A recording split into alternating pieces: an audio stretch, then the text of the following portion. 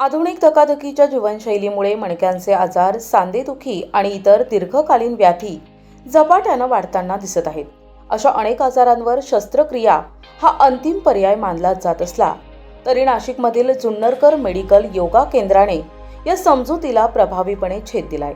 योगाधारित उपचार पद्धतीच्या माध्यमातून येथे अनेक रुग्णांना शस्त्रक्रियेशिवाय आराम मिळत असल्याचे समोर येत आहे. पुण्यातील कबीरबाग संस्थेच्या धर्तीवर विकसित करण्यात आलेली संजीवन योग उपचार पद्धती आता नाशिककरांसाठी उपलब्ध झाली आहे. या केंद्राचे संचालक योग वैद्यक अभिषेक जुन्नरकर असून चेतनानगर, राणेनगर, पाथडी फाटा परिसरात केंद्र कार्यरत आहे. या केंद्रात मणक्यांचे विविध विकार, सर्व प्रकारचे spondylosis, frozen shoulder, sciatica, avascular necrosis, उच्च रक्तदाब, मधुमेह, पक्षाघात तसेच संधिवात आणि गुडघेदुखी यासारख्या आजारांवर उपचार केले जातात. विशेष म्हणजे हे उपचार औषधांवर अवलंबून न राहता योग, विविध थेरपी आणि जीवनशैलीतील बदल यांच्या सहाय्याने केले जातात. या उपचार पद्धतीचे वेगळेपण म्हणजे केवळ लक्षणांवर उपचार न करता आजाराच्या मूळ कारणांवर लक्ष केंद्रित केले जाते. त्यामुळे रुग्णांना दीर्घकालीन आराम मिळण्यास मदत होत असल्याचा दावा केंद्राकडून करण्यात आला. आतापर्यंत 1000हून अधिक रुग्णांनी येथे उपचार घेतले असून अनेकांनी शस्त्रक्रिया टाळण्यात यश मिळवले आहे. काही रुग्णांना इतरत्र ऑपरेशनचा सल्ला देण्यात आला होता. मात्र संजीवन योग उपचारानंतर त्यांची प्रकृती सुधारली आणि शस्त्रक्रियेची गरज भासली नाही, असे अनुभव समोर आलेत. आधुनिक वैद्यकशास्त्र आणि पारंपरिक योग यांचा समन्वय साधत जुन्नरकर मेडिकल योगा केंद्र नाशिकमध्ये पर्यायी उपचार पद्धतीचा विश्वासार्ह पर्याय म्हणून पुढे येत असल्याचं चित्र आहे. नमस्कार, मी योग वैद्य अभिषेक जुन्नरकर. गेली 8 वर्ष आम्ही इथे जुन्नरकर मेडिकल योगा येथे संजीवन योग जो कबीरबाग पुणे येथील आहे तो मान, पाठ, कंबर, गुडघे अशा विविध व्याधींवर उपचार देत आहोत. ते प्रॅक्टिस करत आहोत.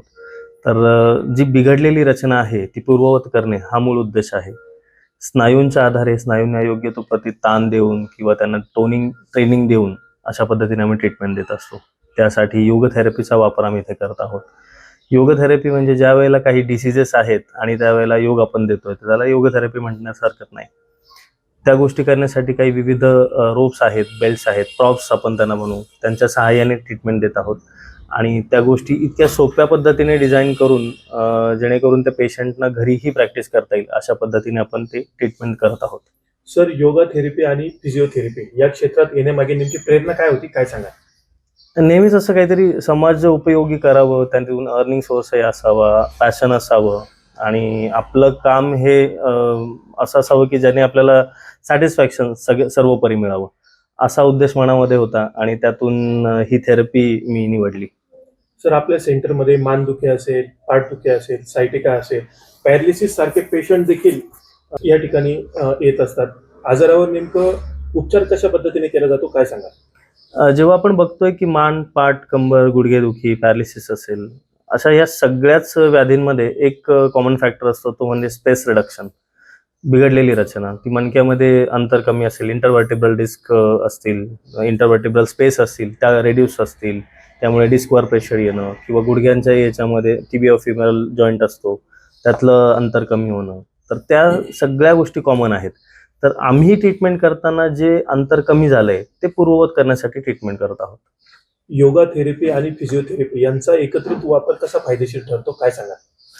योग थेरपी आपण त्याला काही व्याधी झाल्यानंतर ट्रीटमेंट करणं किंवा असं आपण त्याला फक्त ट्रीटमेंट सारखं बघण्यापेक्षा जर आपण त्याला लाईफस्टाईल म्हणूनच स्वीकार केला तर मला वाटतं त्याचा खूप जास्त फायदा होईल. तर या ठिकाणी जर प्रिव्हेंटिव्ह मेजर्स असतील, म्हणजे व्याधी होऊच नये यासाठी काळजी कशी घ्यायची, त्यानंतर तुम्ही व्याधी झाल्यानंतर काय काळजी घ्यायची, याचा सगळ्यांचाच विचार फिजिओथेरपी असेल किंवा योग थेरपीमध्ये केला जाऊ शकतो. ऑपरेशन टाळून रुग्णांना बरे करण्यामागे नेमकी खास पद्धत कशी आहे, काय सांगा? ऑपरेशन हा नेहमी शेवटचा पर्याय असला पाहिजे असं मला वाटतं. आणि खूप सारे तज्ज्ञ डॉक्टर्सही आहेत की ज्यांचं स्वतःचंही म्हणणं असं असतं की ऑपरेशन तुम्ही शेवटचा पर्याय म्हणून बघा. आपण ज्यावेळेला विचार करतोय की ऑपरेशन करायचं आहे म्हणजे काय करायचंय, जी बिघडलेली रचना आहे ती काहीतरी आर्टिफिशियल इन्सर्शन करून पूर्ववत करायची. किती रुग्णांना आपण या ठिकाणी यशस्वीपणे आराम दिला आहे, काय सांगा? ज्या वेळेला आपण बघतोय की रचना बिघडली आहे तर त्याचं कारण स्नायू असतात, की स्नायू त्यांचं काम व्यवस्थित करत नाहीत किंवा ते ओव्हर यूज होत आहे, अनयूज राहत आहेत. अशा कंडिशनमध्ये जर आपण त्यांना व्यवस्थित ट्रेनिंग गेली तर ते स्नायू ज्या कामासाठी शरीरात आहेत तेच काम व्यवस्थित ते करतील आणि तुम्हाला तुमचं स्वास्थ्य परत मिळू शकतं. आजपर्यंत आम्ही हजारो रुग्णांवरती उपचार केले आहे, सक्सेसफुली झाले आहेत. त्यांच्यामधले काही 2,000 अधिक रुग्ण असे असतील की ज्यांचे ऑपरेशन त्यांनी टाळलेलं आहे. आम्ही आता इथे नागरिकांची प्रतिक्रिया देखील घेतली. त्यांनी देखील सांगितलं डॉक्टरांनी ऑपरेशन सांगितलं होतं, परंतु आपल्या इथे आल्यानंतर त्यांना त्याची गरज भासली नाही. बरोबर. अशा एखाद्या पेशंट बद्दल काय सांगाल जे विशेष आपण त्याच्यावर उपचार केले गेले या ठिकाणी? आता काही पेशंट असे आहेत की एक छोटी मुलगी आली होती, तिला स्कोलिओसिस डेव्हलप झाला होता. आता स्कोलिओसिस डेव्हलप असल्यानंतर तिचं खूप मेजर ऑपरेशन होतं की पूर्ण स्पाइन्समध्येच तिच्या स्क्रू आणि रॉड्स वगैरे टाकून तिला सरळ करणार होतो. ते फक्त आपण योग थेरपीच्या सहाय्याने जवळपास 6 महिन्यामध्ये ती खूप सुंदर बरी झाली आहे, की तिचा बिफोर आणि आफ्टर रिझल्टमध्ये अप्रतिम आपल्याला तो रिझल्ट दिसलाय की जो 0% तिचा स्कोलिओसिस आहे आता आणि व्यवस्थित आहे, पेनलेस कंडिशनमध्ये आयुष्य जगते ती. अशी बरेचसे केसेस आहेत. पण काही पेशंट असे आहेत की फूट ड्रॉप असतील, पायातली ताकदच पूर्ण गेलेली आहे, काही वॉकरवर येत आहे, ते चालताना आपल्याला दिसत आहे. अशा पद्धतीने बरेचसे पेशंट आहेत. आजच्या धकाधकीच्या जीवनशैलीमुळे कोणते आजार सर्वाधिक वाढताना दिसत आहे सर, काय सांगा? याला आपण लाईफस्टाईल डिसीजेस म्हणू शकतो. पुअर पोश्चर सगळ्यात मोठा प्रॉब्लेम आहे की तुमची चुकीची बसण्याची पद्धत, उभं राहण्याची पद्धत, झोपण्याची पद्धत, चालण्याची पद्धत. तर त्या जर आपण सुधारू शकलो, जर एखादं कोणी व्यक्ती आहे की जे डेस्क जॉब करताय, सारखंच त्यांना बसून काम करायला लागतंय आणि त्यावेळेला त्यांचा जो पाठीवर ताण येणार आहे, मानेवर ताण येणार आहे, म्हणजे सर्वायकल स्पॉन्डिलोसिस हा जो व्याधी आहे तो अर्ली डिजनरेशन होत आहे, अर्ली सर्वायकल स्पॉन्डिलोसिस अशा गोष्टी तयार होत आहेत. तर तुम्ही जर पोश्चर सुधारलं, बसण्याची पद्धत सुधारली, तुम्ही जेव्हा बसताय पुढे वाकून न बसता ताड बसणं वगैरे ह्या सगळ्या गोष्टी सुधारल्यात तरी आपण ते जे व्याधी आहेत ते येण्याच्या आधीच त्याला आपण थांबवू शकतो. मनका तसेच गुडघा संबंधित आजार टाळण्यासाठी नागरिकांनी कोणती विशेष काळजी घ्यावी, काय सांगा? मणक्याचं हेल्थ जपण्यासाठी आधी जसं मी म्हटलो की काही गोष्टी अशा असतील की ज्या तुम्ही फिट अँड फाईन राहण्यासाठी करा. काही जर तुम्ही सारखंच वाकून बसताय तर काही एक्सरसाइजेस बॅक बेंडिंगच्या कराव्यात. त्यानंतर जर व्याधी होतोय तर त्या निवारणासाठी या सगळ्या गोष्टी शिकणं आणि घरी करणं तर त्यात महत्त्वाच्या असतील. आणि निरोगी राहण्यासाठी खरं तर आहार विहार, भय, निद्रा, मैथुन या 5ही गोष्टी महत्त्वाच्या आहेत. मग त्यात तुमचा डाएट कसा असला पाहिजे, तुमचं रेग्युलर रुटीन काय आहे, एक्सरसाइजेस तुम्ही काय करताय, या सगळ्याच गोष्टींचा विचार केला पाहिजे. त्याच्याही पलीकडे आजचं धकाधकीचं जीवन हे स्ट्रेसफुल आहे. मग काही डिसिजेस सायकोसोमॅटिक पण आहेत, म्हणजे जसा तुमच्या मनाचा जो विचार आहे, जो तुमचा सबकॉन्शियस लेवलला तुम्ही विचार करताय त्याचा डायरेक्ट परिणाम तुमच्या शरीरावर होत असतो. त्यालाही मध्ये तुम्ही एक बांध घालणं गरजेचं आहे. योग नियमित केल्यास कोणते फायदे होतात, काय सांगा? योग खरं तर मन बुद्धीच्या विकासासाठी आपण नेहमीच बघत असतो, तर त्याचा शरीरासाठी वापर म्हणजे मन, बुद्धी आणि शरीर ओव्हरऑल सर्वांगीण विकासासाठी योगाकडे आपण बघितलं पाहिजे. फक्त 21 जूनला सेलिब्रेट न करता तो मला वाटतं रोजच जर आपण अंगवळणी पाडला, आपल्या दैनंदिन जीवनाचा भाग त्याला बनवला तर त्याचा खूप जास्त फायदा होऊ शकतो.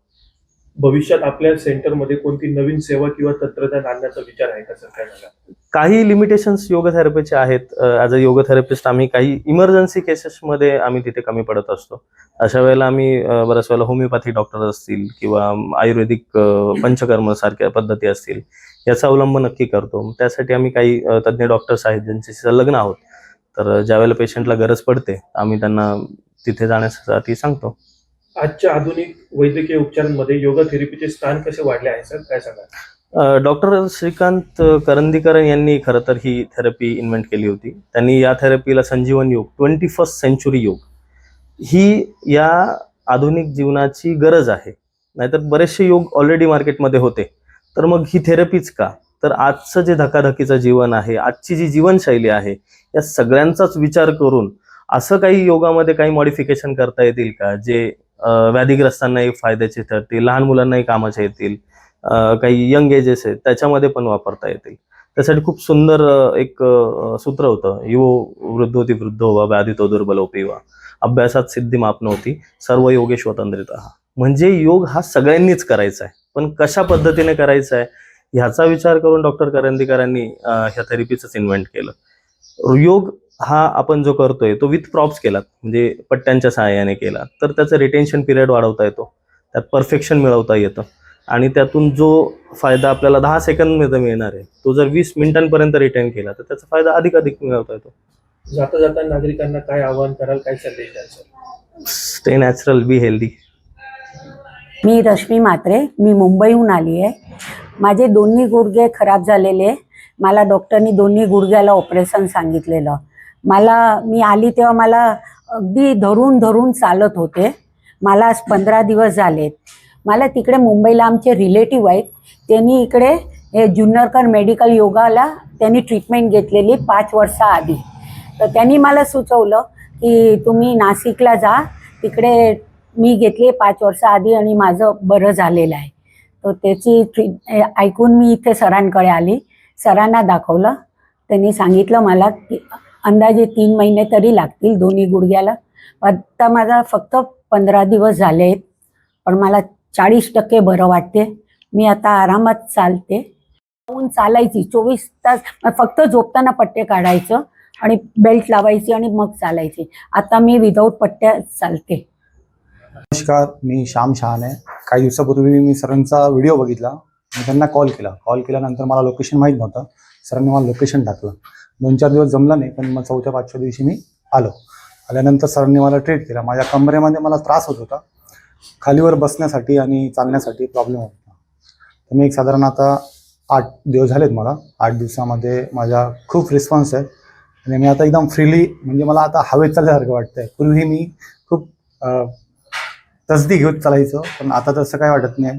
सर प्रत्येक वेळेस आम्हाला गायडन्स करता, रोजच्या पद्धतीमध्ये कुठला व्यायाम घ्यायचा आहे, कुठला किती पद्धतीने घ्यायचा आहे, जास्ती पण वर्कआउट नको आहे ॲक्च्युली, त्या गोष्टींचं आम्हाला वेळोवेळी मार्गदर्शन करतात. पायाला वाक आला होता, गुडघे दुखत होते. माझ्या मिस्टरांना ऑपरेशन सांगितलं होतं, त्यांचं इथे कव्हर झालं, त्याच्यामुळे आम्ही इथेच ट्रीटमेंट घेतली. आता एकदम रिलॅक्स वाटतं, इथे फरक पडतोच.